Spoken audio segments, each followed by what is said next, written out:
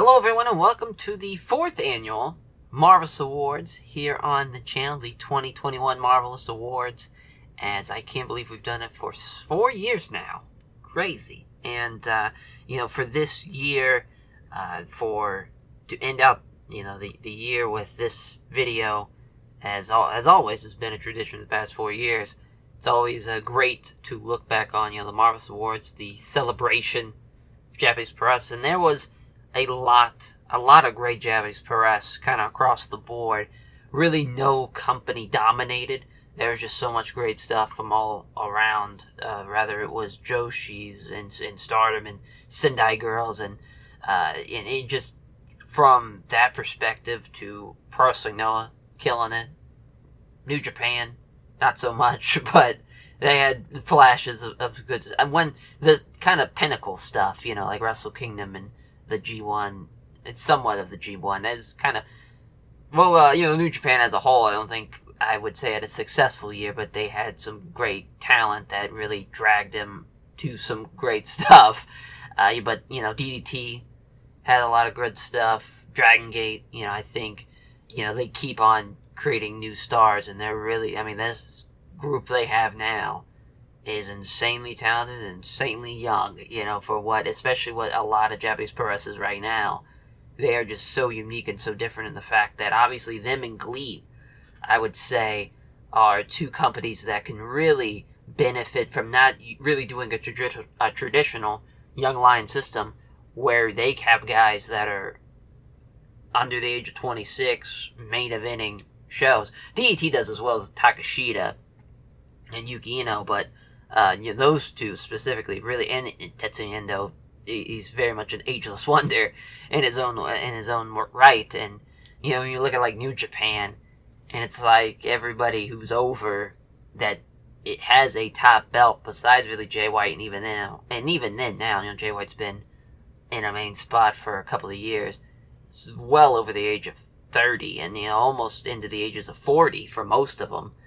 And it's just, it's a night and day difference. All Japan are just kind of cursed right now. They had Suwama, they get the belt on Suwama, which felt like that was a mistake. Then he gets hurt. Or no, he got COVID, that's right. I want to say he got COVID, he didn't even get hurt.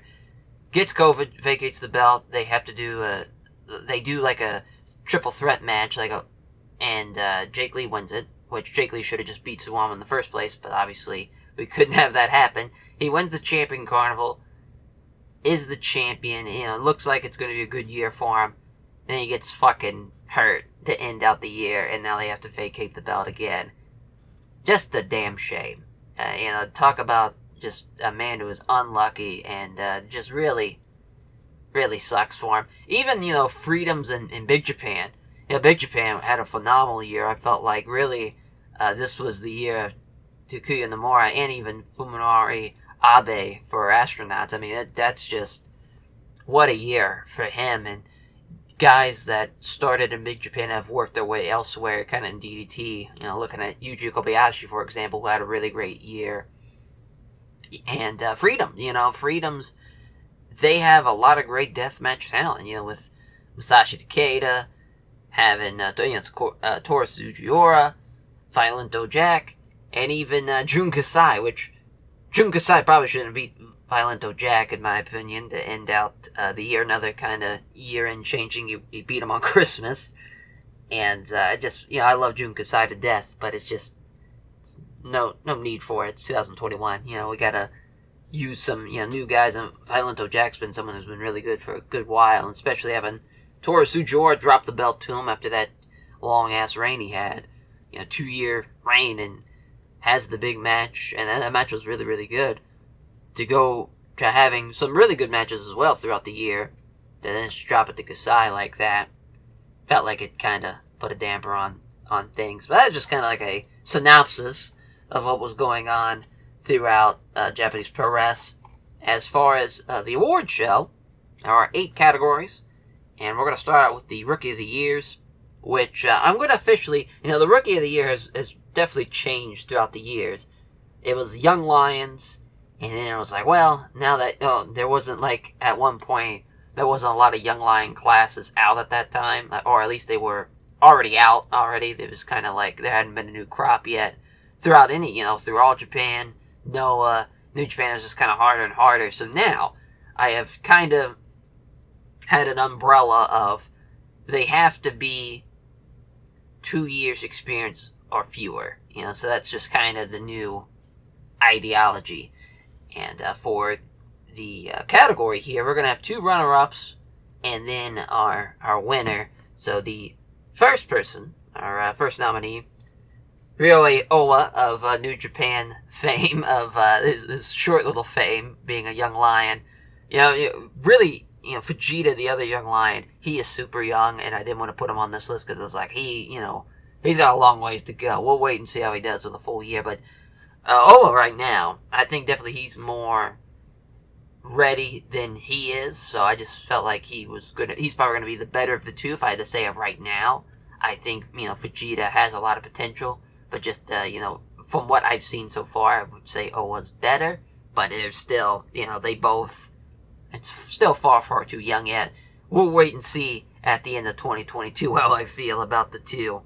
But, now that, and the other young lion that got hurt at Castle Attack against Uemura, that fucking got hurt 20 seconds into his first ever match, now that he's kind of back too, that's nice that they kind of have a full class again, which is a nice change of pace for New Japan. At least get some fresh blood in there, even though it's some young lion blood. They're going to take the fall a lot. But, this category is going to be destroyed by Dragon Gate GLEAT. Just because it really is an unfair comparison. You have to compare, obviously, the young lion talent to talent that is not restricted with that. And we're going to go with the next nominee in Funky Jackie Game. The matches with SB Kento are just nuts. Those two men, SB Kento was the runner-up last year of the Rookie of the Year award. And they're both super fucking young.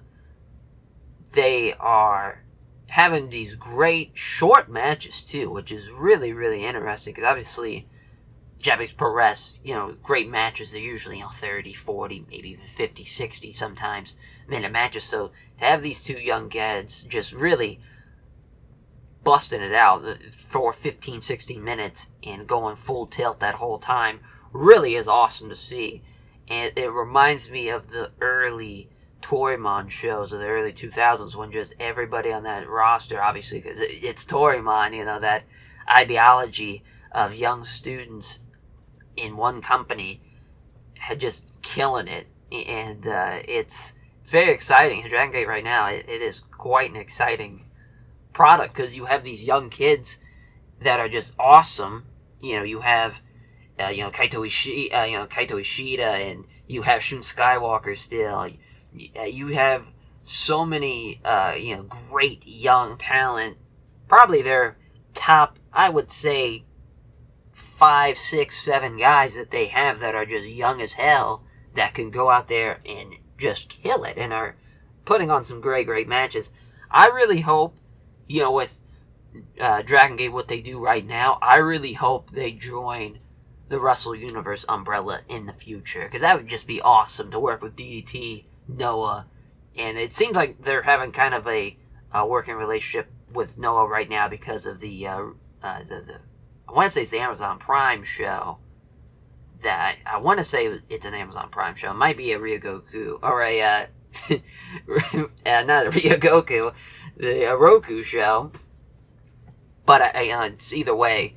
They're having a bit of a working relationship. Kenno's showed up at a couple Dragon Gate shows, and that'd be really, really awesome, especially DDT, like having Takashita and having Yuki Ueno and having Tetsuya Endo getting involved with like Dragon Gate talent would be sick. Would be very, very sick. And then even the Noah guys, obviously, there's a lot of great Noah talent that are obviously kind of fitting that mold of Dragon Gate, where the smaller kind of heavyweights, and they would just absolutely, it'd be awesome. It'd be really, really cool to see how they fit. Like Daisuke Errada having Dragon Gate matches would be nuts. Or Seki Yoshiaki, that's another guy from Noah's junior division that can, Seki Yoshioka can really bring it, and definitely has that type of junior heavyweight fire where you can have a 15-minute match and just go balls to the wall, and it'd be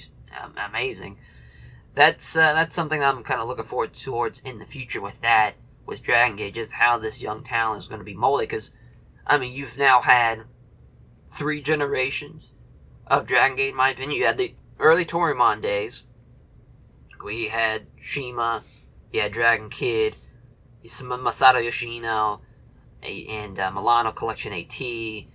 So much, like, awesome early 2000s stuff with these kids that are, and then they, work in Mexico too, and they were just really doing a lot of fun stuff.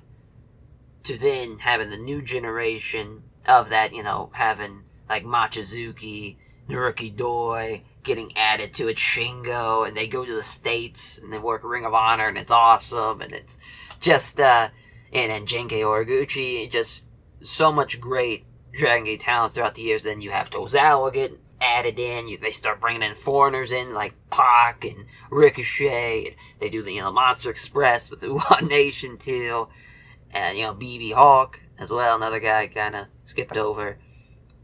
To now this generation of talent that it has. You don't even have Shima anymore. And that I thought when Shima left, I thought that was going to be a big thing. Where it was like, man, what are they going to do? Because you had Ultimate Dragon, then you had Shima. Now it's like, well, how is this young talent? They have definitely figured it out, and it's awesome. It's cool that Dragon's back, and as far as from that perspective, that it's kind of come full circle, and they're now doing this kind of third class of guys that are going to be just incredible. It seems like they already are so incredible, but that's it's going to be very, very exciting to see how, because I guess Kento's 21, Funky Jackie Kame's, I think, 20. Just nuts. Just absolutely nuts.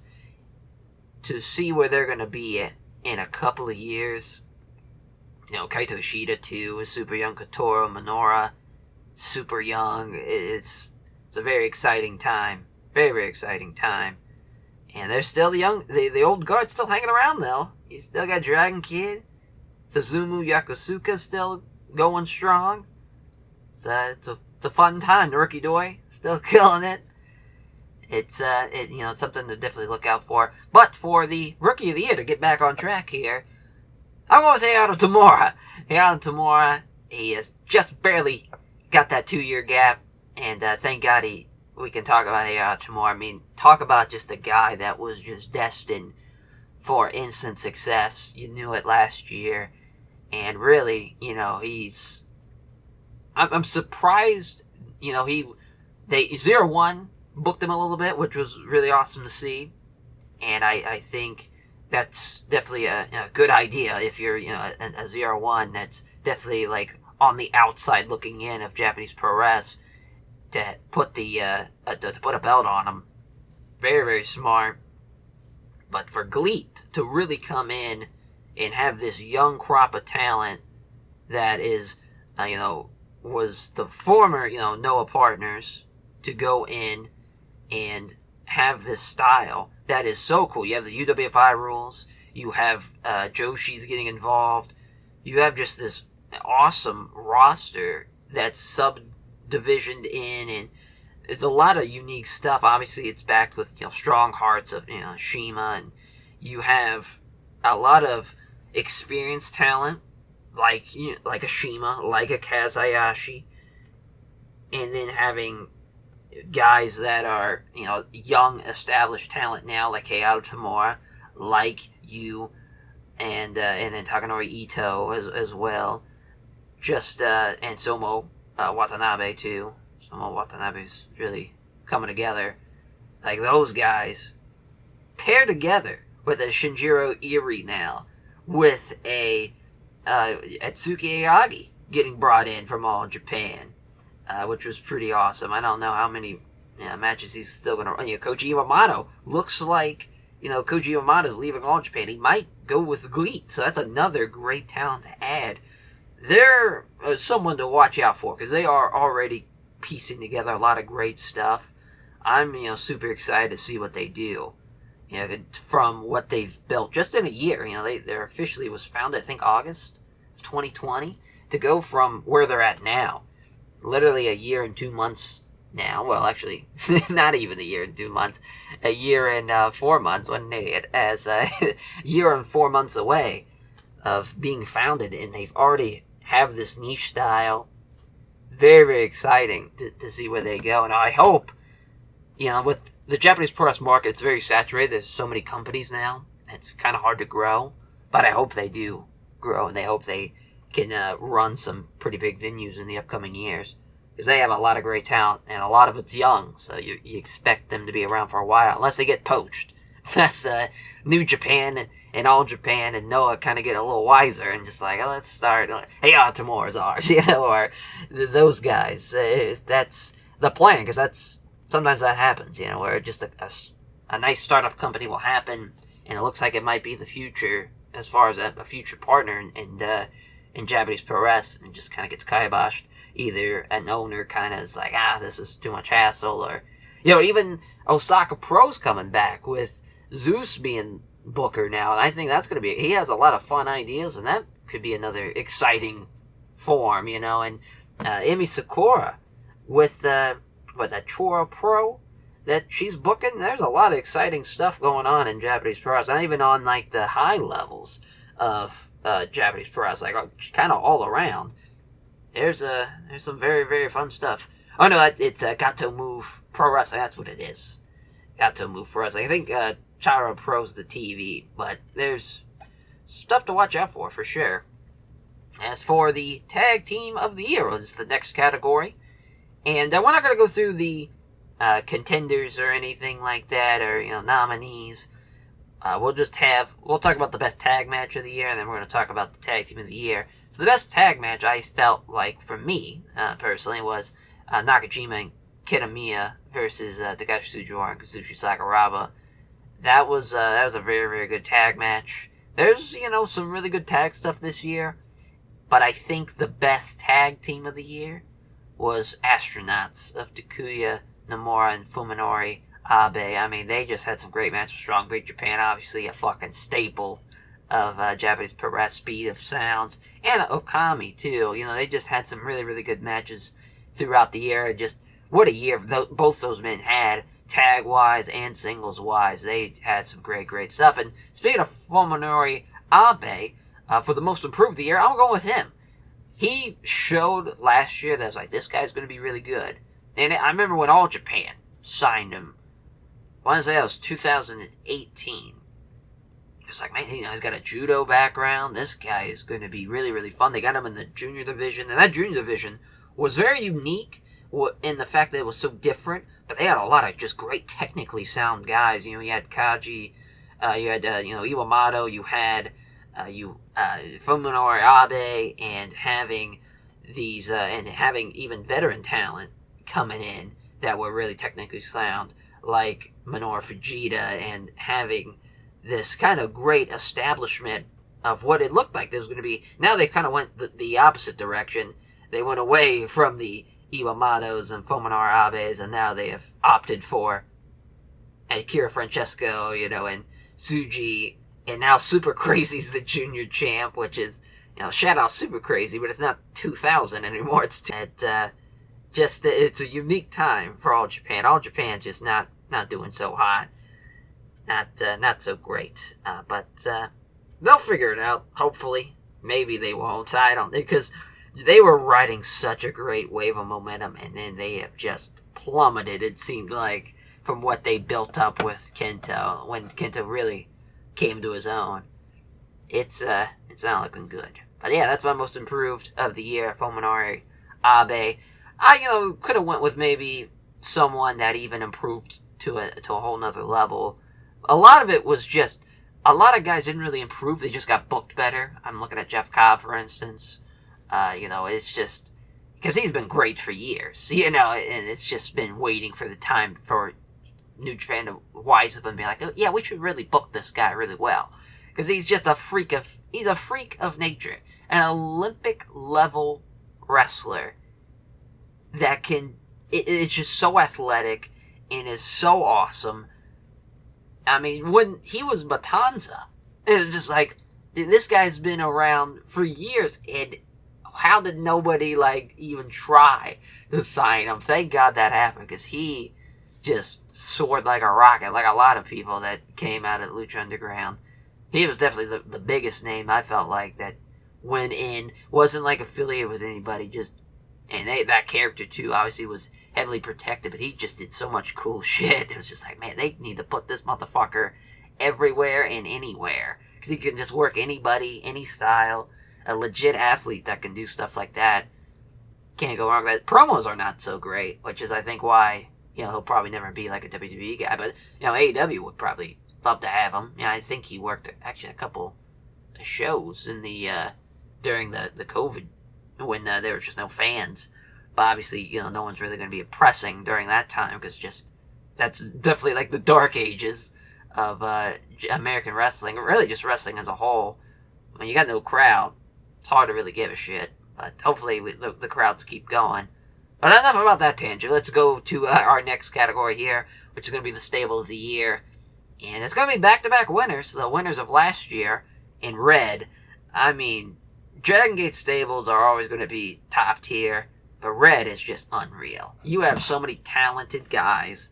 So many, young talented guys, too. And they're just going to keep on rolling.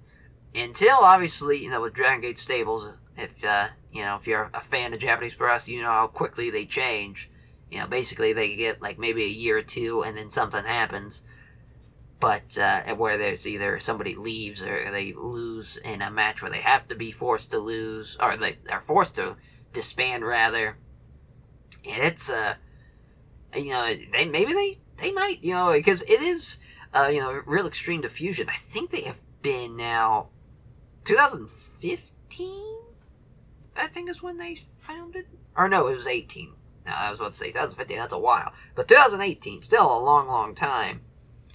And to have, they had Ida as the leader, and then, looked like it was going to be maybe Ben K, but then they, did the whole thing where they kicked him out. And really, 2021, I think, was really the year where they bumped it up a level. They went for, more championships, and all those guys who were, like SB Kento, who then was like, no, we're going all the way in 2021. We're going to try to win all the goddamn belts, and having feuds with, like, Natural Vibes, who it's another stable that's done really well. It's a great time for Dragon Gate. I really do feel like they are really hitting their stride and having a lot of great young talent that are just killing it. As for now the shows of the year, we're going to have 10 nominees, as I think a lot of people are probably going to be surprised how much, there is one company that has 3 different shows on this. And I think it's very well deserved. But the first nominee, the 10th show of the year, my opinion, Stardom's Tokyo Dream Cinderella, that happened in June. What a show! First of all, that was a point where it was like, wow, it looks like COVID looks like it was. Because I don't think Omicron had really hit the waves yet, so it looked like we were going to get on the other side of this. It was like, wow, the mask mandates are coming off, and it looks like everything's kind of rocking and rolling now, to where we might be past it, and we might be on the other side of this thing. But it still, was limited. I think the third night is specifically what I'm talking about, because the first 2 nights in April and May, they were still limited seating, but I was like, maybe we'll get back to this. The Olympics are starting up. We'll see what happens. And because it had 1,240, I think, was that third night. And just, really specifically talking about that third night, because you had just a unreal main event with Utami Hayashishita and Sarai. I mean, that was unreal. Double knockout finish. Went 13 minutes after they just went the time limit draw for the Stardom belt, and then they do, after the time limit's like, now we got to keep going, they do the double knockout. Really, really cool. And Saya Kamatani worked twice, which had some pretty good stuff in that as well. The semifinals and then the finals. Just really a really good night, I think, of wrestling. And I think it was packed together like it was a full card that I really enjoyed. You had a opener was a 3-way shuffle tag match, which was fun. They had a 10-woman elimination tag match as well. You had a lot of jam-packed stuff on there, and it was just a really good show. Really, really good show, and it really showed that, Sarai, really, because Utami Hayashishita, she was, she was someone a couple of years ago when we saw her debut. It was like, she's the best rookie since Jun Akiyama, and she's really, they've pushed her maybe a little too fast, but Sarai, really, I'll just kind of spoil it now. She's not in the Wrestler of the Year stuff, which I do feel bad for, because it was just like, I thought about putting her in, but I was just like, no, we'll keep it strictly Japanese Pro Wrestling male competitors. But definitely, as far as Joshi of the Year, it is her. She had an incredible set of matches throughout the year, especially her and Hayashishita. They've been having a great set of matches. Just had one, recently, and we'll talk about it here in a little bit, because that is later on in the Show of the Years. It's one of the nominations was from that show, from Stardom Dream Queendom, and just, they are incredible. Really, Stardom, after kind of having a bumpy road of having, I would say, some wrongly booked people, looking at Bea especially, they have kind of come together. There's a couple of people that think that it's kind of split with Hayashishita. There's some people that think she's overpushed. There's some that think she is gonna slowly coming together, and they just are throwing her in there with Sarai. And I think Sarai's getting the best, bringing the best out of her. So I think there is a positive there. I am torn. With Joshi's, you never know what's gonna happen, especially now with so many that have been signed by WWE, but now it seems like they're coming back. Like maybe, Kairi Hojo might be coming back. Maybe. I'm assuming she'll be back at Stardom. Maybe she'll go somewhere else, but we'll have to see how Stardom does. They had a lot of great shows. Probably one of the highlights of Stardom, to be honest. Just so many great matches and so much great talent there. We're really coming into a great age, I think, of Joshi wrestling, because there's so many great girls that are either super young and super fucking talented, and it's going to be a great time. As for the next Show of the Year nomination, we have the 9th Show of the Year, Noah's Back to Budokan show. Was super excited for the show when it happened, and I really do love it. There is a match from here that is on the Match of the Year nomination. That is in the Match of the Year candidates, and it was such a fun show. Probably my favorite, besides the match we're going to talk about, some of my favorite matches, that Kenno Masagatsu Funaki match was so unique and so fun. Having him be respected so much as a shooter, and it felt like a shoot, and there was a lot of fun match sequences from that. Kaijimura winning in the main sucked, and I'll forever say that, but thank God they've kind of righted that wrong and got the belt off of him with Marufuji, then obviously now Nakajima with the belt. But man, after Go's incredible raid, you just have him lose to Kaijimura. It just broke my heart. But there was a lot of fun stuff, though. The tag match, too, was really, really good. The Kaito, Kiyomiya, Yoshiki, and Nomura, and Marufuji Jun Akiyama match, that was a lot of fun. A lot of good stuff there. But I think as a whole, as far as Noah's shows goes, definitely, we'll talk about a show here in a little bit that definitely topped it. But, it was, at that time, it was the best show that Noah had done in the year 2021. But obviously it's been surpassed now, because it was just kind of halfway through the year. But yeah, this is a historic show for Noah. And, I think they did a lot of good stuff on it. Just as a whole, when you have the wrong guy really win in the end, and to end out the show, it definitely takes a damper on things, but it was still, back to Budokan, 4,000 in Nippon Budokan with COVID restrictions. I would love to see, or back in June, it happened in February, I'm an idiot, I don't know why I was thinking it was June, oh, that's right, we were just talking about the Tokyo Dream Cinderella show from Stardom. But yeah, it looked like that was, the COVID restrictions were coming undone a little bit.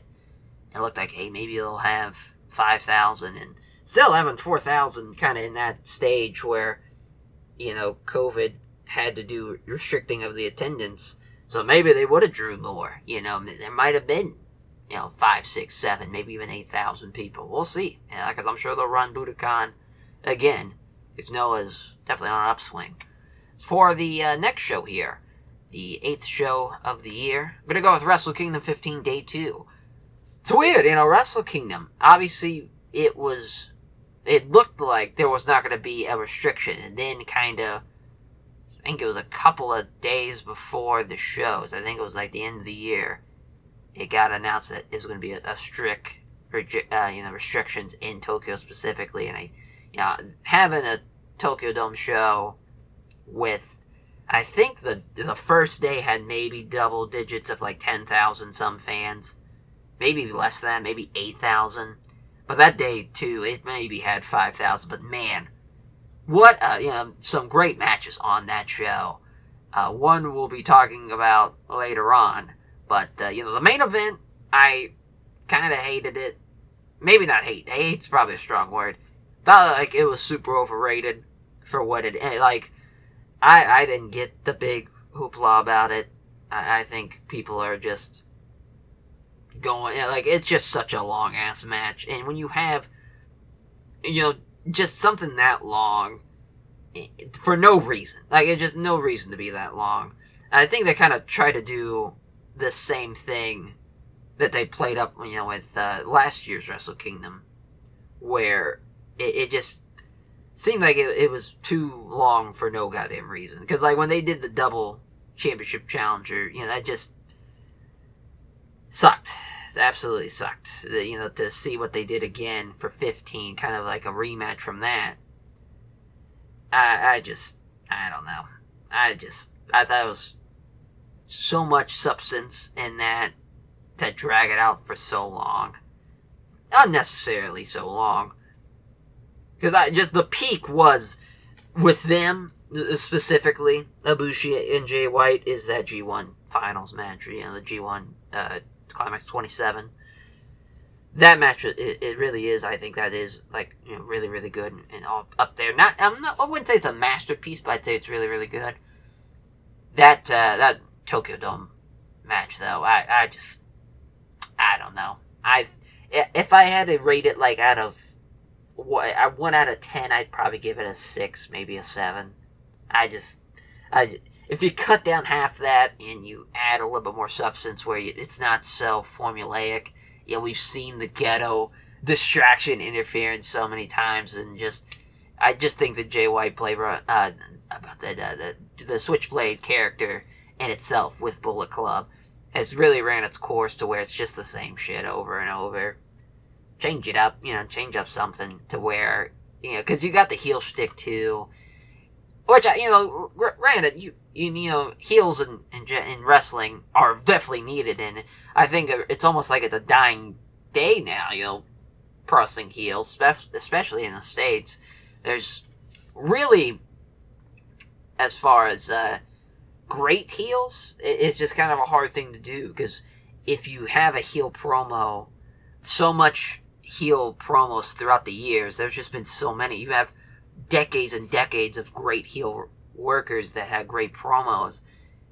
You can't do that now. It's just kind of impossible, because how do you create something that's new and unique when the wrestling business has not really evolved throughout the time? It's kind of just been the same type of formula. You get the babyface, you get heel. And it's hard to kind of hit those same points when, there's people that will hear, there's people that said Bryan's promo on, talking about American Pro Wrestling for a little bit, Bryan Danielson's promo with Hangman Page after the draw. I saw people who were like, man, that was such a stereotypical shitty heel promo. I was like, man, what more do you want from the guy? He did everything he could. I thought it was a pretty good promo. Just people don't really care about heels, I don't think. And even like MJF, I think MJF's a little too much. He just kind of, and which sucks because he was someone I saw 5 years ago on it was WrestlePro's YouTube channel, because I was a fan of Brian Myers' Running the Towns, kind of YouTube thing that he was doing. And I just saw, I don't know, I was like, what? Who's this, kid? Clicked on it, and I was just shocked that his name was Feinstein. It's like, why do you fucking, out of all the last names to have in wrestling, you stay away from Feinstein. Go with something else. Change that up, and obviously when he was on All Out, it's like, well, somebody fucking understands this guy's going to be something, but he's a tough one to kind of gauge, because he had like the Darby Allin match that was really good, but when you kind of, just the expectations are so high with him, I don't think he'll ever find that kind of groove, because again, being a heel now is just so tough, because it's been done for so long, it's hard to be original. And the other thing too, it's just like, when that ceiling is so high, it's kind of hard to reach it sometimes, when they're, especially with, American Pro Wrestling fans that are, I wouldn't say fickle, like some might say, but definitely very demanding, I would say, with their talent. And it's just tough gig. But enough about all that. Now we went a full circle again back to the award show here, as our seventh nomination for the show of the year, the N1 Victory Final show. We'll talk about that finals with the matches of the year, but it was awesome. That N1 Victory, definitely a success. Out of the round robin tournaments, maybe I would put Noah's first, the N1 Victory number one, then probably DDT's, the Grand Prix second. It's tough with the third one. Probably the G1. I hate to say it, but that Champion Carnival probably be fourth. I actually put the 01 Festival, the Fire Festival, ahead of All Japan's, which is crazy to think about. I could probably, if we were talking about, Grand Prix, probably Stardom's was probably ahead of Noah's, but I just as a whole, if we're going to throw Joshi's in there as well. Fun show, and just a fun tournament. Obviously, with it a shortened block, it adds so much uniqueness when you don't have to compare it to like an All Japan or New Japan's, where it's basically, a pretty long tour, and you're going to see a lot of upsets, and you're going to see a lot of guys probably shouldn't get wins that they should. Whereas, at least for the N1 Victory, you have established talent, you have a lot of top-level guys, maybe some guys that are just outside that reach, but I think that's fair, in a lot of cases, to where if they could get that big win. But they're mostly there to be at the bottom of the block. So I think it's a great format, and those N1 victories are going to be a lot of fun. That last year's was great, this year's was great. It's looking like, because last year it was still A and B block, but this year with the 4, really, really fun. Hopefully they keep it. I don't know though, with Noah, it's tough to, because they've been bought out, a couple of years now. They've changed owners quite a bit, but I think with their success they've had, at least in 2021, hopefully they keep it. I don't know though. Maybe maybe Nozawa doesn't get the book anymore. We'll see. But that was my 7th show of the year. So the 6th show of the year is DDT's Kawasaki Strong show. As this was such a great show though. I mean, this is DDT having a great year, and they're really carrying that same momentum they built up, I felt like, last year, and even 2 years ago too. They have just been awesome, and being paired up with Wrestle Universe too was such a great idea, to be with Noah and being with, and just having a Japanese pro streaming service where there's so much, it's not just one company. You have so many different companies to choose from. Really hoping Dragon Gate jumps in. That would be incredible. But that was, just what a show. First of all, you have, and just having the main event, and this came 2 days after the Back to Budokan show for Noah. having just a great show like that to follow it up was awesome. You have Jun Akiyama, Tetsuya Endo, main event, the KOD openweight title, and having Yuki Ino and Yukio Sakaguchi as the co-main for the Universal title. Really, really fun. And just, those guys in particular, really, really special. The tag match of Hiroshima and Okabayashi against Higuchi and Yuki Naya. I mean, that was another good tag match. That the 8-man of All Out and Damnation with and also the Neo Ito Respect Army of Chris Brooks and Maki Ito teaming up with Super fucking Delphin in that 6-man was also really fun. Just that card in general was a lot of fun to watch, and that's the thing about the AT that I just love watching their shows, because it's so much variety. I got so much going on, and you have, getting, like, having Joshi's involved and intergender stuff as well, and you'll have, like, a Shinya Aoki appearance, the Dan Shinoko Dino appearance, where you just, especially, like, having great talent, too, like Chris Brooks, like Takashita, like Tetsuya Endo, like Yuki Ino, and then now having established veteran guys like Jun Akiyama, just getting involved as well. Really, really awesome. Really, really awesome to see. So our next show is Dragon Gate's Kobe Pro Wrestling World. It's Day 2's the Speed Star final show. Man, I just knowing that this show was going to happen, I was like, man, the last time we're going to see Masato Yoshino. Just the end of an era, really, for me. He was someone that I absolutely adored. He was so awesome. And especially him and Naruki Doi. Fucking Speed Muscle. What a team. What an absolute team. And to see them team up for the final time was really, really awesome. And, that show as a whole was super fun. But, I would, me personally, I would take the second show. But, that first show was pretty fun, too. You had, I believe that main was Kota Minoura and Ita. So I want to say that was the main event of that show. But, the Day 2 show, having BB Hawk and Ita against Doyoshi, and having Yamato and Shun Skywalker, too, which felt like that was a very good Open the Dream Gate title match. Really, that, the title matches, the Twin Gate, the Dream Gate, and then the final tag match, like just back to back to back, just really good matches.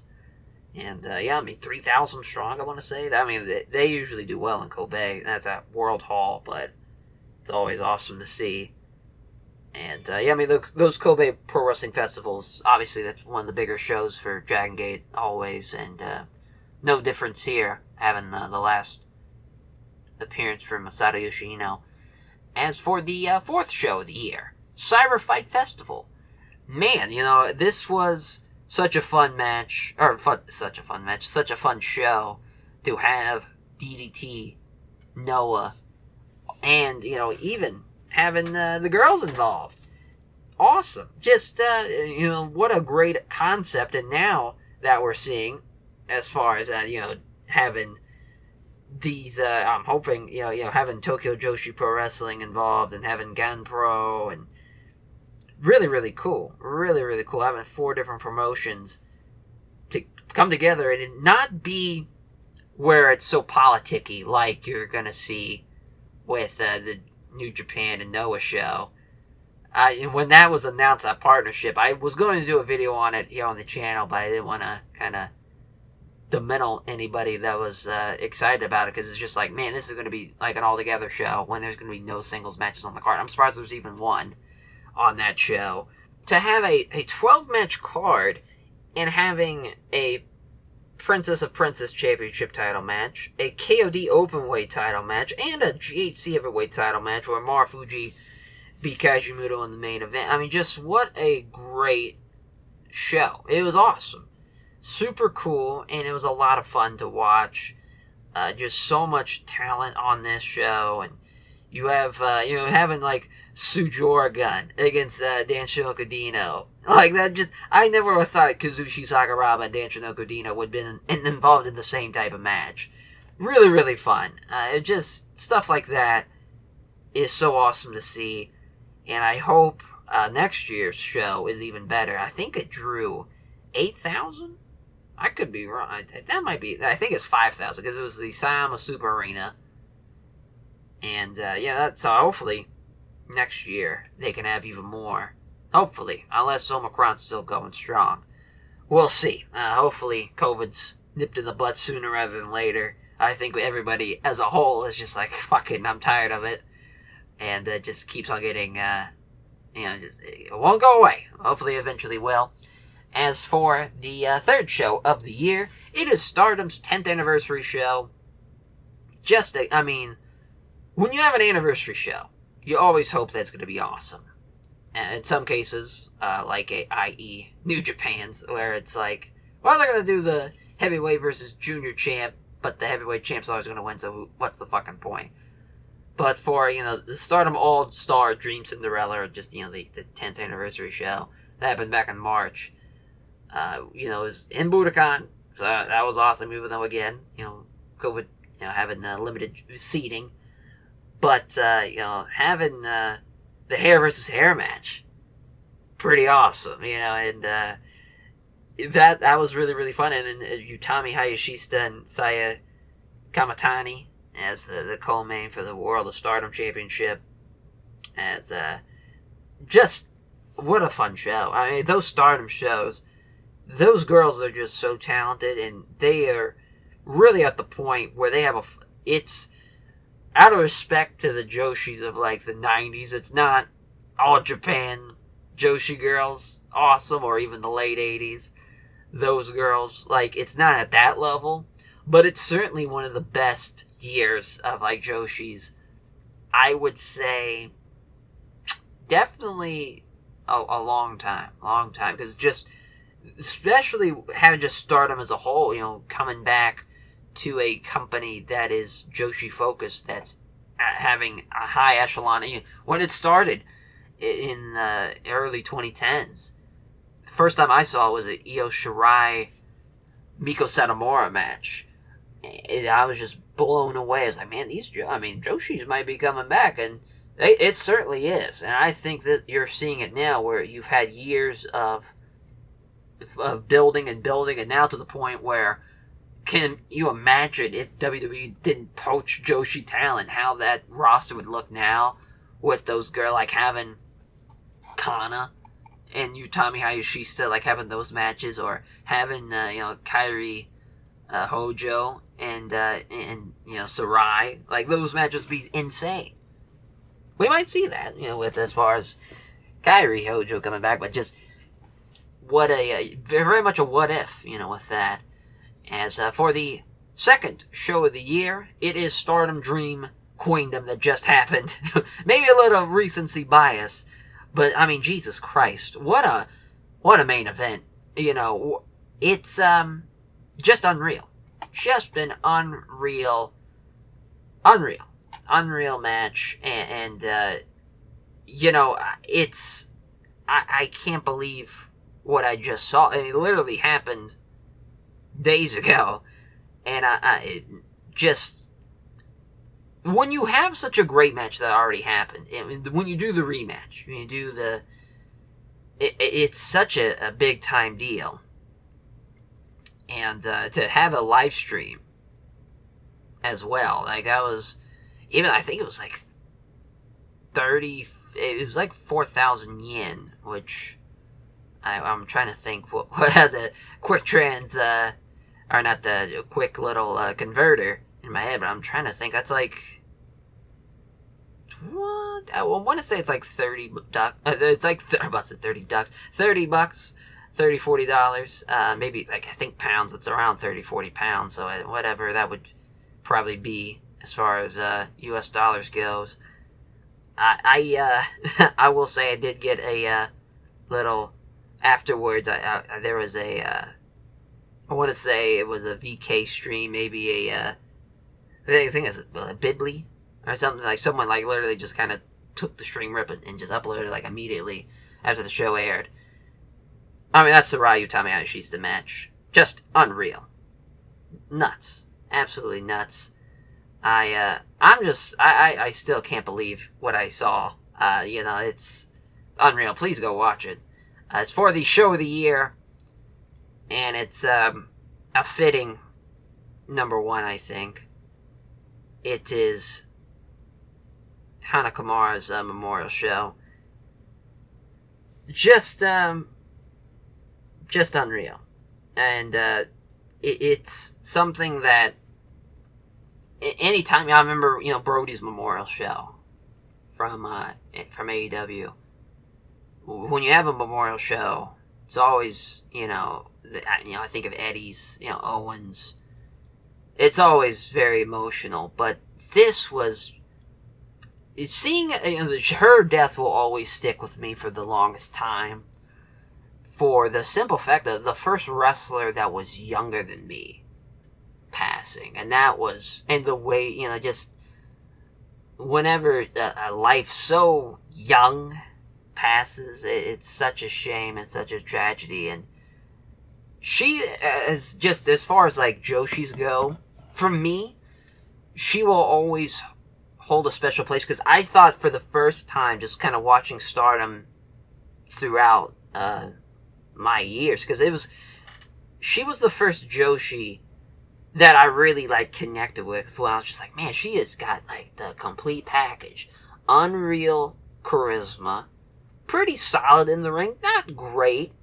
I would say probably a 7 or an 8, and that might be a little too high for what but you didn't see the end product with her. I thought she had the potential to just really bring it all together, to just be this mega star, and I think she even was before her passing.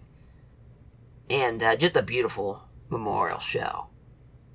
Beautiful. I thought about not putting it on here just for the fact of there was only 4 matches on the card, so I was like, maybe, and I was like, that's a little to cut it out because of a not enough matches critique. I thought was a little not right. So gonna go with Hanakamura's show. The Hanakamura's memorial show is the show of the year.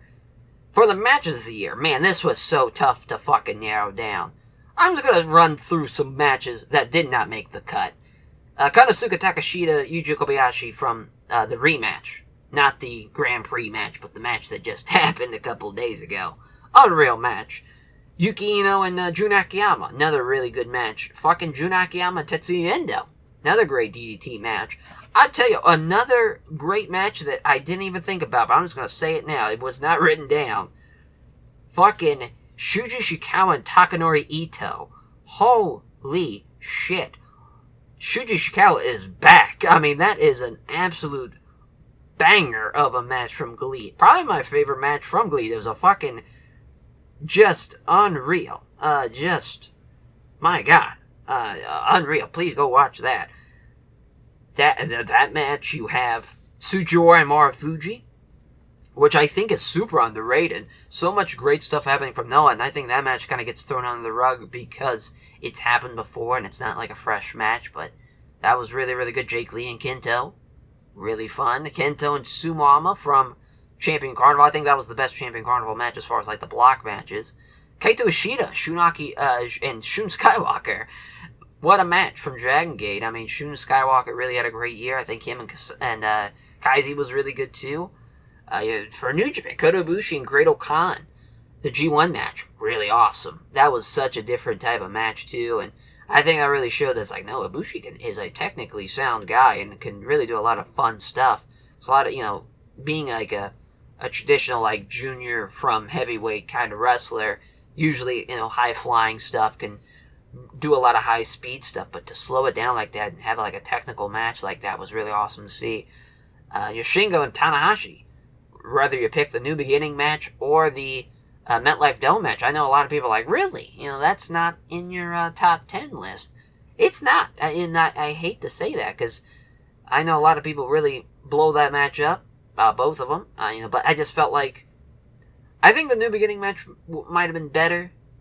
I know it's tough though, because it's just circumstances involving that MetLife Dome match, because it was during first of all, it was during the Olympics that were going on. So I think the crowd choosing to go, like, you were just a true fan to go to that. But that having, or no, that wasn't the MetLife. That was that Jinju? I think that was Jinju Stadium, actually. I don't think that was the MetLife Dome. Sure, I don't know why I was thinking it was, but it was that's right, because it was going to be Ibushi and Shingo, and Ibushi got pneumonia. That's right. That was the MetLife Dome show. So maybe it was the MetLife Dome. I should have wrote it down. I don't know why I couldn't remember. But nonetheless, still really good matches. Okada and Ospreay, as much as Ospreay's a fuckhead, the Tokyo Dome show, that match was really, really good. And I thought that was one of Okada's best matches, if not the best match from Okada this year. And then Okada and Shingo from the New Japan Cup. Just great stuff. Great stuff there. Those two, I mean, they got a tall task to top what they've done in the past couple of years from G1s and New Japan Cup matches, and even their title match. But that, I have very, very high hopes that they're going to bring a whole other level to their Wrestle Kingdom match that's coming up. Very, very excited. But for the actual matches that are on the list, number 10, Shingo Takagi and Zack Sabre Jr. from the G1 Climax. These two just great chemistry. Talk about just some great chemistry, great matches. Loved it. 10 out of 10. Highly recommend. As then the next match, Masato Tanaka and Fuminori Abe. As Fuminori Abe and Masato Tanaka, I'm sure a lot of people are like, really? That's on your list, though. You don't have fucking Tanahashi and Shingo, but you're going to put this just from the standpoint of Masato Tanaka going into 2022, still trucking along, having a hell of a year. Has a great match with someone that is 20 years his elder, and really was a solid match. Really enjoyed it. I think it's one of the better matches of the year, obviously, and maybe giving it a little too much hype, because I think now, as I sitting here thinking about it, I probably should have had Shuji Ishikawa and Takanori Ito in here instead of that. But just for having a 0-1 match on this Matches of the Year, I just felt like, because in the same breath, the Marvelous Awards are kind of in the same way of Tokyo Sports, where it's kind of trying to showcase the greatness that is Japanese press all over the different companies. And I was like, well, this was my one chance to throw a 0-1 thing in this award show, and I was like, well, we'll give them the 9th match of the year. So there is that. As for the 8th match, Daisuke Errada and Seki Yoshioka from the Back to Budokan show. So, again, this is probably another one I was like, really? That match? So the reason why I'm putting this on here is because I think it's the best junior heavyweight match from the top 3 companies, All Japan, New Japan, and Noah, of the year. Really, really awesome. I mean, but also it's the fact that it's a junior heavyweight match where they wrestle like fucking juniors. It's 15 minutes and they're going balls to the wall from bell to bell. It is awesome. Blew me away. Just blew me away. And it, he was, Seki Yoshioka is someone that I was like, when Wrestle One folded, it's like he could be an interesting factor in either an All Japan or New, I wouldn't say, I don't think New Japan was going to sign him. So an All Japan or Noah junior division, because he's just so smooth and he can work so fast and he can have a lot of fun matches with a lot of great guys, and especially Daisuke Errada, who is awesome, and we'll talk about a little bit more later on, more in depth, but just a really, really fun junior heavyweight match that I enjoyed the shit out of. As our next one, a Big Japan title match, the Big Japan Strong title match, Takuya Nomura and Daisuke Sakamoto. Holy shit. What a match. I mean, what a goddamn match. It's just great. Just absolutely great. And, it's something that I just, Takuya Nomura, I'll always have a little special place, because like him and Ryoa Nomura, I used to call them the Nomura brothers, just kind of jokingly, and he is those two just had so much potential, and he is just knocking it out of the park. It sucks that Nomura has had some injury troubles, and I think he's leaving All Japan, which is interesting. I don't know what he's going to do. I don't know if he's going freelance. I don't know if he's joining. That'd be awesome if he joins Big Japan, and him and Nomura team up together. He'd actually be really awesome in Glee, too. Just kind of an idea. New Japan should probably sign, or somebody big like that, but just he has been incredible. And he has really proven that he is at the top of the top. It's just kind of crazy. Like, he was working for, like, All Japan. He had a couple of Noah shows that he worked. And it's just like Big Japan. He found his fucking home and been having some great, great matches throughout the year. And he's been unreal. He's definitely held that title. And that Big Japan belt, the Big Japan Strong World Heavyweight title, that's a belt that I have a lot of prestige for. Because you got to be a bad motherfucker to hold that. Because there's a lot of long reigns. And, like guys like Daisuke Sakamoto, guys like Yuji Okayashi, Hideki Suzuki, Shuji Shikawa. Like, there's been some, Manabu Soya. There have been a lot of great, even Daichi Hashimoto. Just some great, great talent that have held that belt. And to see what he's done with it, I think he's had a tremendous reign. One of the best reigns I think that strong heavyweight title has had. From the Daisuke match to I think the Daichi match was pretty fun. From his anniversary show that just happened this month. And, it's exciting times to see him just blossom into a hell of a talent. Very, very fun. As now we're into the... Because now we're sixth. I was thinking we're in the top five. Now we're sixth as Shingo Takagi, Tomohiro Ishii, G1 Climax. Unreal. Ishii's the man. Shingo's the man. Just two fucking awesome talents colliding at full force. It was amazing. 10 out of 10.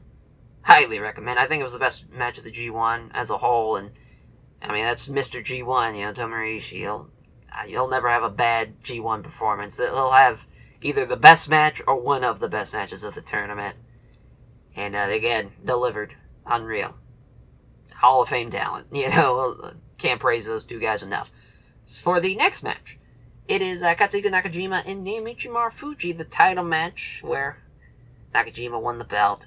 So awesome. So you come from a great N1 victory performance to, again, back-to-back wins of the N1 victory, to have the Marufuji match, and it's like, man, he's going to beat him. And you just kind of could see the writing on the wall. It's like, he's going to beat him, and they're going to do Go. They do a rematch of him and Kenno, have an awesome draw, to now they're going to do Go, though, him and Go again. I can't wait. Just Nakajima's so awesome, and Marufuji, too, like, coming off of beating Kaiji Muto, and it's just like, hey, I might not be, in my prime still, but I can still have some great performances, and he definitely proved it here. And, just those two mold together so well. Their styles, that's just what I love about Noah's roster. Their styles blend so well together with so many guys. So they could just kick the shit out of each other, they beat the shit out of each other. It's just awesome. That style is so great. I don't know how long they could keep it up for, but man, it's awesome. And it's Japanese pro wrestling. It's Japanese pro wrestling with a lot more like legitimate like kickboxing background with a lot of those matches, like the Nakajima match with Marufuji and the Nakajima match with Kenno. They're just dangerous strikers. It's so fun to see. As I don't know that was now. Yeah. Then we're going on to 4 here as Speed Muscle farewell match. Masato Yoshinobu and Naruki Doi against BB Hawk and Ita. Just a legendary guy in his legendary match. It was actually really, really good. It maybe isn't so high where it's the 4th match of the year. Maybe not, but just from a sentimental and heartfelt moment. Growing up with Japanese pro wrestling with Masato Yoshinobu and Naruki Doi, and even BB Hawk, those three men were very much a big part of my Dragon Gate fandom, and just seeing one of them, having his final performance, it is just surreal to see it, but just you knew it was a matter of time because he had teased retirement so many times. And to finally see it, just very bittersweet. Very, very bittersweet. But yeah, I mean, that was I thought like that was such a great, you know, when you have those moments like that where you have farewell matches that deliver like that, it's unreal. As for the third match of the year, Katsuhiko Nakajima and Kenno.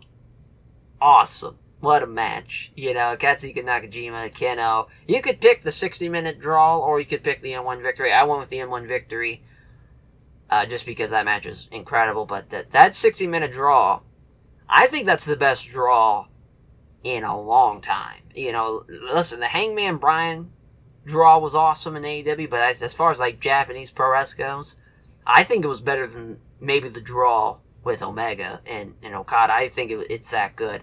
Just the Omega Okada draw, they have that iconic moment where he goes for the Rainmaker and he drops to his knees beforehand. It's just such a iconic spot, but that was awesome. It's tough with draws because the replay value in a draw, it's just not there because you're just going to waste basically an hour of your day to see two men go the distance. But it's tough. It's tough to kind of hype up as far as replay value, but it really is awesome. That 60-minute draw is incredible.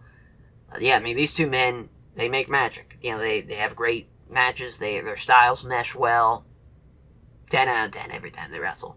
As for the second match of the year, we're going with a Wrestle Kingdom match. Jeff Cobb versus Shingo Takagi. I lost my fucking mind watching this match. I was losing it. I just so much great stuff from this match. I would have died to see a full crowd Wrestle Kingdom to see Shingo and Jeff Cobb that night, because it was incredible. And I think it started off Shingo's great year. I mean, just having that great match with Jeff Cobb, and I think it elevated Jeff Cobb too.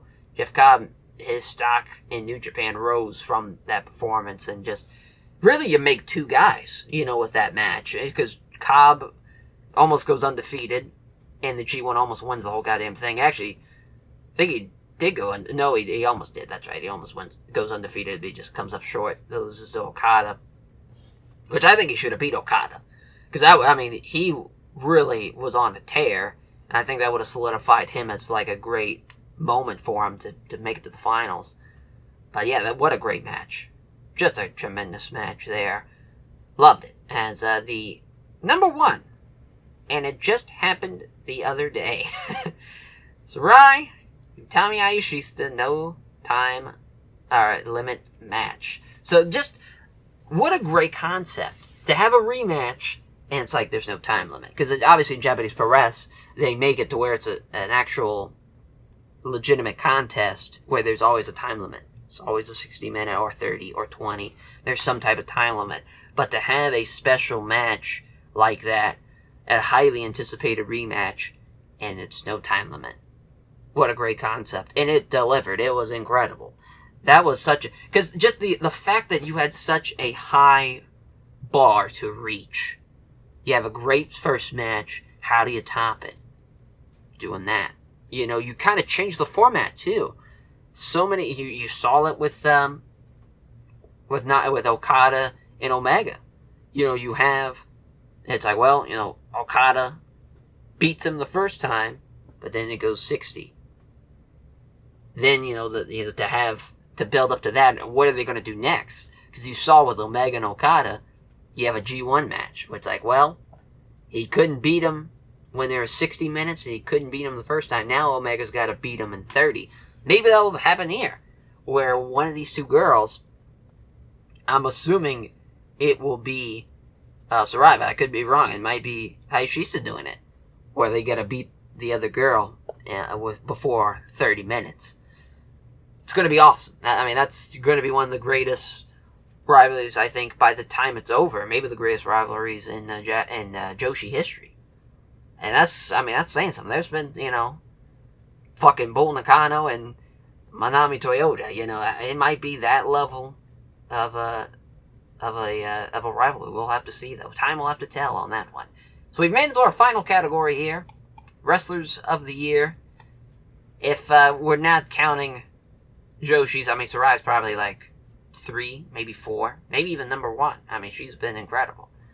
But for our Wrestlers of the Year, we're starting off with our Junior of the Year. So I kind of, I went away with the juniors category and just was like, oh, let's, instead of having their own thing where they might get talked about twice, let's just have the Junior of the Year start off the Wrestler of the Year nominations. So that's Daisuke Errada. Daisuke Errada has been super underrated for so long. I think he's the best junior as far as in New Japan, Noah, All Japan, because I don't count Hiromu anymore. Hiromu's the heavyweight. He should move up already.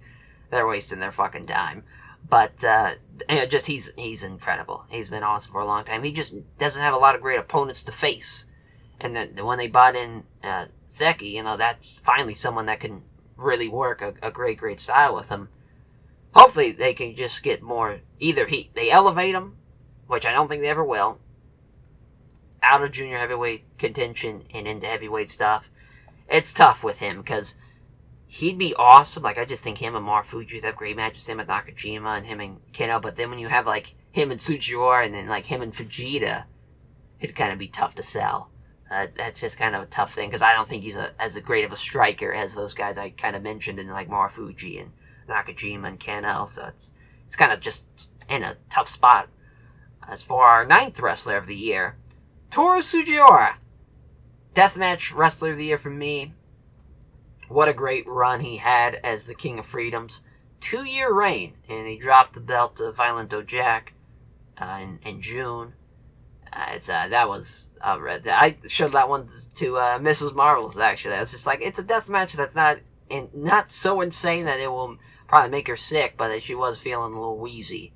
Just like, man, just because there's a point where Toru Sugiura's back, you can't see skin. It's just nothing but blood. And I'm waiting to show her Ishikawa and Abdullah Kobayashi. I don't know. That's gonna be a tough one though. It's gonna be a tough one to sell. She's a little nervous now. I think if I tell her again, it's gonna be a Japanese death match to watch. But yeah, that was just very, very fun to see Toru Sugiura. Because he's great. He's not only great as far as like a deathmatch guy, he's just great technically. I think if you took away the deathmatch stuff, he'd still be pretty awesome. And I just think that like Takeda is awesome. It's definitely, he's definitely up there. Violent Jack is really good as a deathmatch guy, but I went with Sugiura here because of the end of the reign and just him doing so well. But Takeda's been awesome for years as well. But yeah, I would die if they did him and Takuya Nomura just one time. That would be amazing, though. That would just, I don't know when I don't think it'll ever happen. They'd have to take him from Freedoms, but would be sick. That's definitely a dream match I would die to see. As for the 8th Wrestler of the Year, Shun Skywalker from Dragon Gate. Man, Shun Skywalker, I thought he was most improved last year. Really was running with a great Dreamgate, reign, and he's having the shocking win, but also too, he's had some good matches this year. Him and Kaito Ishida comes to mind, and him and Kaiser come to mind. There's a lot of it that just kind of caught with like bad luck and rather like injuries or something happened, but I'm waiting for him to I just think eventually he'll reach his peak as far as in Dragon Gate, and he'll probably maybe start to decline or kind of start to fill her out. But he's just been incredible. I would have loved to seen him and Pac, like having Dragon Gate Pac and Shun Skywalker. That'd been sick. But he's been incredible. I don't know how, as far as like he won't be like the new toy anymore. He'll be about 2-3 years into his run by that point in a couple of years. And then you'll have the young kids that are coming up now. Maybe we'll probably surpass him and kind of shove him out of the way. But he'll have his cup of coffee, though. The 2020 and 2021 were definitely his years. As for the 7th Wrestler of the Year, poor Jake Lee. It's, the man who just couldn't catch a break. It was his Champion Carnival to win. He fucking wins it. It's awesome. It's going to beat Suwama. Suwama gets COVID. I can't do the match. He gets the belt. Finally. Alright, Jake Lee loses the belt because of injury, and that reign, too, was a bit of a dud. He didn't have a lot of great matches, didn't really have a lot of great moments.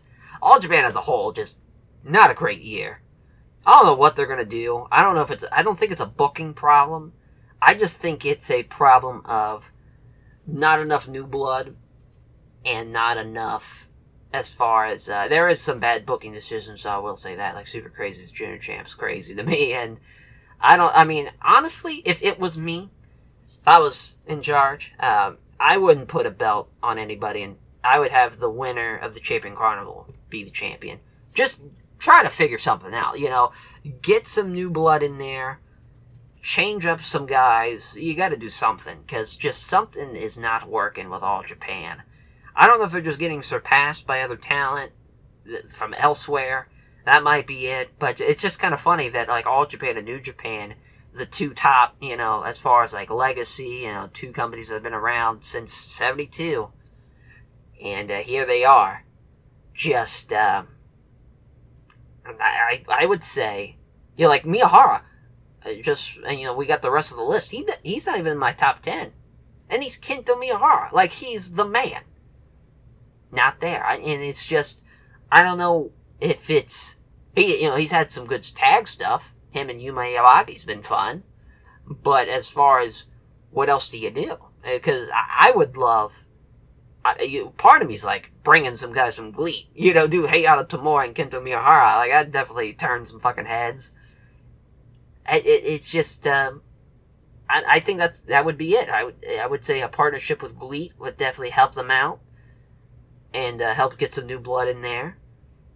I don't know what else to really, because they'd have to just do a complete overhaul at some point. It's coming now, because it's starting to just kind of be the same old guys, facing each other. And you got to do something. You have to do gimmick changes, character changes. A lot of things are going to have to change, I think, for All Japan. I think the same thing for New Japan, but just New Japan, they are at the wave of success where they don't need to. Which, speaking of New Japan, brings our next guy, our sixth wrestler of the year, Kazuchika Okada. If Okada ever never is in the top 10, I'll be shocked, just because he can bring out a big time match. He'll be in it next year because of the Shingo match, I'm sure.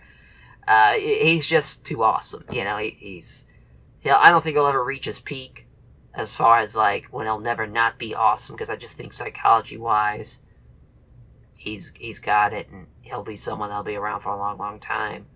We got another probably 10 years of Kazuchika Okada being awesome, so just kind of buckle up and get ready for that. But he is, him and Shingo, man, it just seems like, even like Kota Ibushi, God bless him, I love him to death. I've been a fan well over a decade now.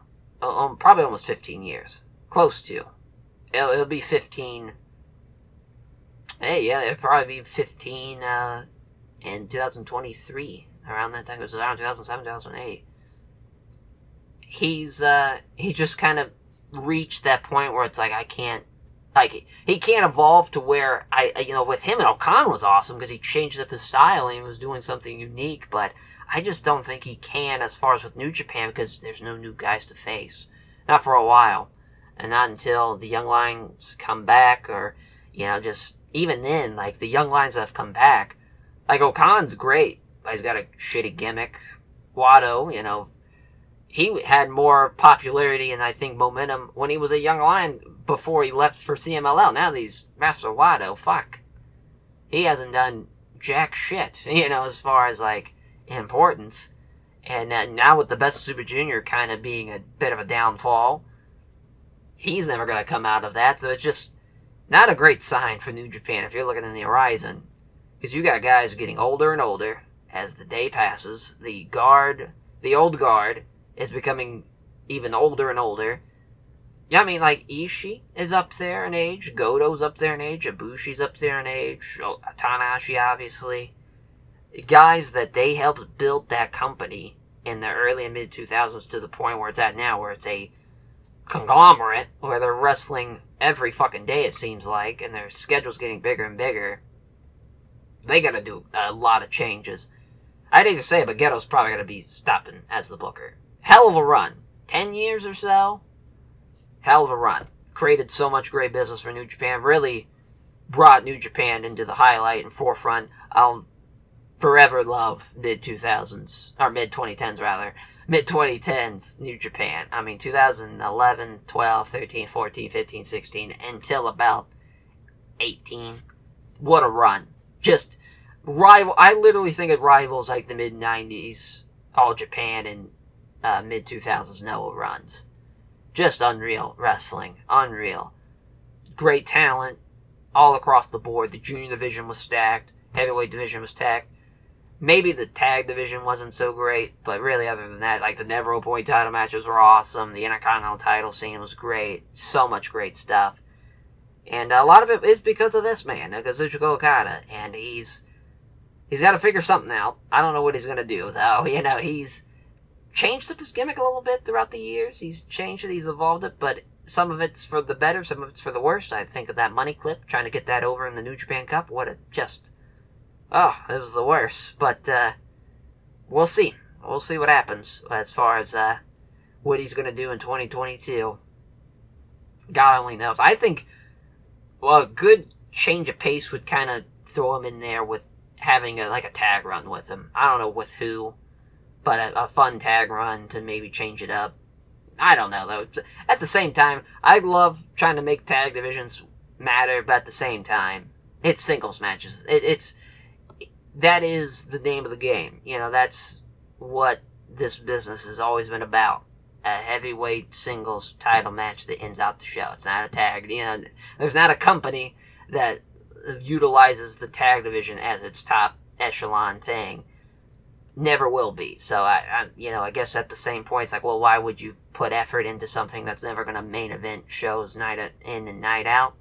It's a good point. But, fuck it, worked for All Japan, though. You know, when you had the Holy Demon Army and Kobashi and Masawa teaming up against each other, I mean, it was awesome. It was fucking awesome. So maybe something like that. Just having 4 heavyweight stars that somehow can mesh and have great matches as tag teams, I think will go a long way for New Japan. I'm not sure what it will be, but hopefully they'll figure it out. As for our, we're getting into the top 5 now. As our 5th guy, Konosuke Takeshita. What a year, huh? Going from having him and Endo having great years in 2020 and really just rolling with even more great success, having great matches with guys throughout the year. And, him and Yuki Ino, too, especially. Like, those two. It was tough to decide which one had a better year. I went with Takeshita, personally. I mean, even going to, like, AEW, just kind of out of nowhere. Just like, hey, there's Konosuke Takeshita. It's like, well, that's cool.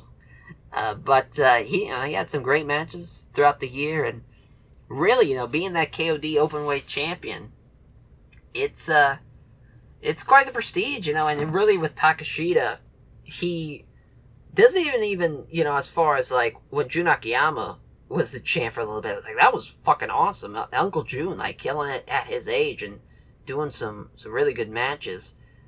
But for him, for Takeshita, as far as what's in the future for him, sky's the limit. He's still in his prime. He's 26 years old. He's a 95 kid like me, and he's 26, hanging in there. Just he'll probably have another 10 or so odd years of just being awesome. So another guy to just kind of watch out for as far as how far is he going to go up. I think as far as Wrestlers of the Year, he definitely has a very, very strong case of being in the top 5. I don't think this is a reach or anything. I think this is certainly where he belongs. And, the thing about it is crazy, though, he's a 5-time KOD Openweight champion, though, I will say that. I don't know where because he's a 5-time Openweight champion, he's a 4-time tag champ. I don't know what else he could do besides that.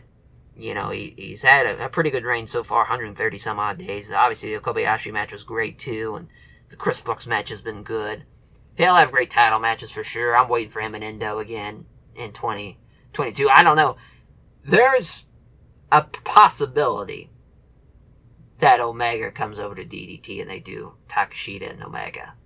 Strong possibility. I know that was I think he was advertised for Peter Pan. I think that was going to be the deal. Takeshita works from AEW, and they were going to have Kenny work for Russell Pan show, And I think either, something happened, or obviously maybe the injury where he took time off. Might have been a COVID issue where it's like, he couldn't, go there and then come back for something for AEW to where it didn't happen. But watch out for that, because that's going to be amazing, for sure. I mean, Omega again and DDT will be very, very peak. As for our fourth wrestler of the year, it is Kenno. I mean, Kenno, what a year. Unique year. I think for a lot of people, they probably won't have him as high as I do, but I just thought he was so unique in the fact that his national title reign, he was going through like the shooters there for a bit. He had Kenno, had Murakami, he had Masakatsu Funaki. He was kind of going through like a lot of the shooters, a lot of the badasses of Noah, which was pretty awesome. As far as what's he gonna do in the future for New Japan, it's tough because it really feels like the national title is kind of his division, which I love, in the fact that he's made it. Because Sujiura and him obviously have the most reigns, even though the belt's only been around for 2 years. Is about to be 3. He's really made it like his, and he's done a really, really good job. It's crazy how many times the belt got changed, though. 4 times in a year was pretty crazy, going from Fujita to Sujiura to Machizuki, then to Kenno. I thought the Machizuki title change was nuts, but he's going to be... I think they'll put the GHC heavyweight title on him eventually again, because he's just has been so awesome for such a long period of time for Noah. It's I personally think the sky's the limit for him in New Japan. New Japan, in Pro Wrestling Noah. Was the heavyweight champion in 2017, 2018. It's a couple of years ago. I think it's time. He could definitely change it up a little bit, but then again, this is that national title division that seems to be his right now. So maybe they're just going to focus on that until maybe 2023. We'll see. As for the third wrestler of the year, Takuya Nomura. I have a lot of faith in the fact that being that big Japan Strong heavyweight champion, you have such a prestige about that to where you got to be the baddest motherfucker in Japanese pro wrestling, really. And he certainly was. He had some banger matches throughout the year. Had some great tag matches with Fuminori Abe, and I just think as a whole, there's a lot of great talent in Japanese pro wrestling right now, but there's not a lot that had a resume quite like him, to where you had great singles title matches, you had great tag matches, just a really complete package, and someone that young too, again, having a great year. Awesome to see, and he's living up to the hype for sure. And I think I don't know if he'll ever supersede it, because I thought he was going to be one of the best guys in Japanese pro wrestling, and he is. He's done it. And so I don't know where else you go from there. But he's been incredible. We'll see. Big Japan's tough because obviously their talent pool is a little smaller than obviously an All Japan or a New Japan, even a Noah, and it's tough to get fresh matches out of that. We'll see. Hopefully we'll see him again in the top 5 in 2022. One can only hope. I think he's not going to drop the belt for a while. Could be wrong though. Honestly, I could see Okabayashi beating him though. So we'll see. Because that match is coming up though too, and that match is going to be a banger. I could see Okabayashi winning. But I don't know, though. At the same time, I would keep the belt on Nomura until the fucking wheels come off. He's the man. And I'd expect a long-ass reign if it was me. We'll see. As for the number 2 wrestler of the year, and it was so close between 2 and 1, you have no idea. Katsuhiko Nakajima. A man who is the runner-up again. He's the runner-up last year to Go. And I was just... Because Go's reign was awesome. I think that's the same thing here, or just a championship reign was just way better. Hopefully he can have a long reign, though. I do hope that. I hope 2022 is the year of Nakajima as GHC heavyweight champion. I hope he keeps the belt until whoever wins the N1 victory. And whoever wins that beats him. I would assume it's Kenno, but who knows? It's way thinking in the future, but... Yeah, he's incredible. what more can you say? This man's in the prime of his career, and he's been incredible since he was 17 years old. He's awesome. He's 11 out of 10. He's one of the great. Literally, I think he's one of the greatest of all time as far as Japanese pro wrestling goes. By the time his career is set in stone and he's done, I wouldn't surprise me if he's in the top 50 as far as Japanese pro wrestling guys of all time. I think he's that talented. He's had that stretch of a career from that young all the way until he's done. He's doing what, when I saw Kenta in the early and mid 2000s, like, this guy is incredible. What a run, obviously, piss and shit pants Kenta was. And, like, Nakajima was in that time period, 17 years old, 18, 19, 20, when he was a junior heavyweight. From that point, when he was after the Kinsuke Office deal, it was just kind of like a junior Noah in the early 2010s. When Noah was not so highly talked about and watched, he was incredible. Then elevated into the mid-2010s as a heavyweight guy, having great matches. Works the G1 Climax in 2016. Yeah, I want to say it was 2016. Great stuff. Just great matches. Had the crazy match with Shibata. To now where he reinvents himself, joins up with Go as Access, then they split and he goes on another great run. Just unreal. Unreal career. And, if you have him at number 1, completely agree. But in my opinion, the guy who was number 1 was Shingo Takagi. Shingo was probably the only bright spot of New Japan. And that is saying something, because that man had just great title matches after great title matches. From the Never Openweight title match with Cobb, to the match with Tanahashi, even that Ospreay match. He's a shithead, but, Shingo and Ospreay, they make some fucking magic. To the matches with Okada, the G1 he had, just unreal. Throughout the entire year, I just felt like he had a great year, whereas I felt like Nakajima really didn't start getting going till the tag match against Sujora and Sakuraba, then the fucking cage match with Shader's head, and he just kind of, he kind of had definitely great matches, but I just think it was only in like a short span. He kind of got hot at the right time, right when he needed to, type of thing. Whereas Shingo has been awesome from January to December, and he will be up until, if he walks out as Wrestle Kingdom as champion, I'll be shocked. Part of me wants it to be, part of me, I don't know. That part of me thinks that they're just going to go with Ospreay, and that makes me grunt so much. I hope that doesn't happen, but that will do it for the Marvelous Awards, because I just think what was more need to be said for Shingo Takagi. He's incredible. Best in the world. And Japanese pro wrestling. As far as in the entire world, that would probably be Bryan Danielson. But for Japanese pro wrestling, specifically, Shingo Takagi, then we're talking about Joshi and Sarai. But, if somebody had all 3 of those people, specifically in Japan, too, you'd have a hell of a company. You'd have Bryan and Shingo, those matches would be incredible, and you have Sarai, too, as far as your head of, like, your Joshi division.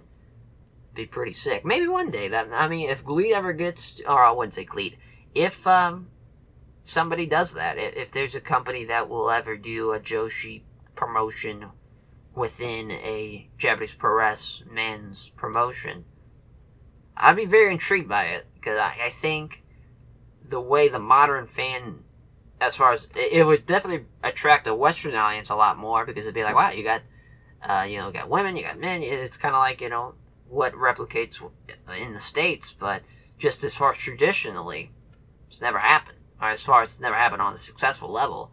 And if it does, it's kind of intergender stuff like DDT and Hustle somewhat kind of did some stuff like that too, but nobody's done on a high level a women's division, or a Joshi's division in this case, with a men's division. Because it's just tough, like what do you do? Like who goes on last? Because it would suck to have Sarai and Utami Hayashishita not main event shows. But then it's like, if you have Sarai, Utami Hayashishita, and you have Go Shiozaki and Katsuhiko Nakajima, what's going on last? I hate to say this, I'd probably go with Go and Nakajima. Hate to say it. And I'd probably be an idiot for it, because, Sarai and Utami Hayashishita are awesome. But it just, the shelf life for Joshi's is so tough. and not many of them make it past their 30s or 40s as far as like a high level. It's an incredibly short shelf life. You've seen somebody retire now, like Kagetsu retired, and you're seeing kind of more and more girls hanging it up. Mio Shirai comes to mind, another girl that retired far too soon, but it's happening. That's a tough schedule to withhold for someone who's 100 pounds, 100-pound, 5-foot-tall Japanese woman taking the crazy shit that these girls are doing. And they've been doing it Joshis have been awesome since the fucking 80s.